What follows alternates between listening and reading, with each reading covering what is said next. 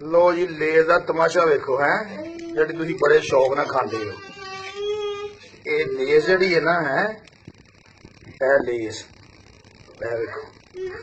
आलू पापड़ ने ना है पापड़ समझ के खाते हैं। तो मैं तमाशा बनाना ये वेखो फिर आते कैंसर होंगे ने है बीमारियां लगदियां ने वेखो ये टुट गई है तुहानू होर लेने इत्थों तुहानू मैं होर खाने जो तुम पापड़ खाते हो ना देखो जोड़े बड़े शौक नाल पापड़ खाते हो पापड़ ने ये पापड़ की प्लास्टिक है ये कैंसर है देखो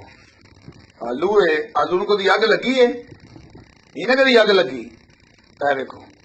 किंज नूं अग लगी है इस प्लास्टिक नूं देखो किंज पिघलदा है ये देखो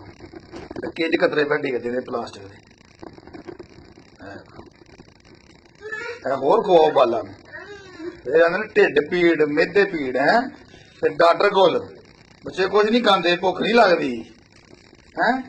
देखो कि सोहनी लेस खा रहे हो तुम होर खाओ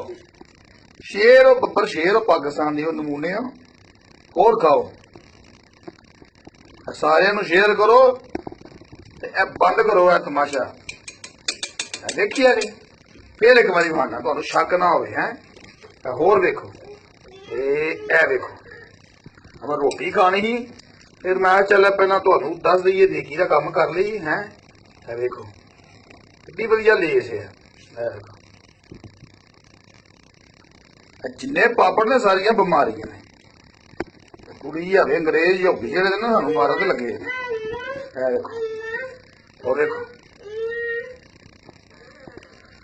देखो किंज चिपकते ने तकतरे कैमिकल प्लास्टिक पिघलते है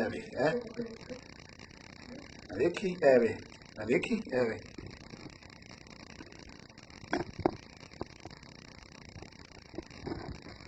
सारे शेयर करो मरो तो लोगों गाना छट दो जो जीना किते इन्हें साल जीना 2 साल जी लेगा